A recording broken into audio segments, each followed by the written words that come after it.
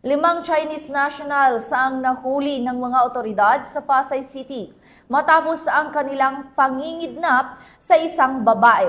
Ang pagkakahuli sa kanila ay bunsod ng mabilis na aksyon ng kapulisan kasunod ng isang sumbong mula sa kaibigan ng biktima.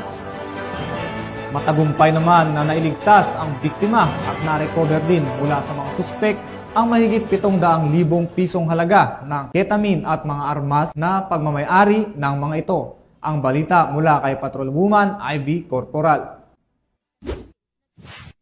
Arestado ang 5 Chinese nationals matapos magkasa ng follow-up operation ang mga tauhan ng Pasay City Police Station bandang alas 4 ng madaling araw sa Pasay City.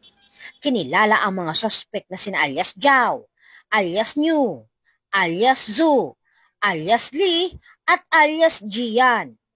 Base sa ulat, isang individual na kinilalang si alias An, kaibigan ng biktima ang nag-ulat sa Mall of Asia Police na ang kanyang kaibigan ay kinidnap ng isang grupo ng Chinese nationals.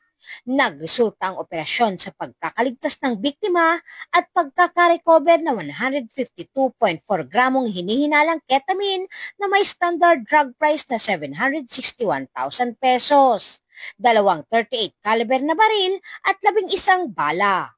Mahaharap naman sa kasong kidnapping and ransom, illegal possession of firearms, Republic Act 7166 o Omnibus Election Code, Republic Act 9165 o Comprehensive Dangerous Drug Act of 2002 at reckless imprudence resulting in homicide ang mga nadakip na sospek.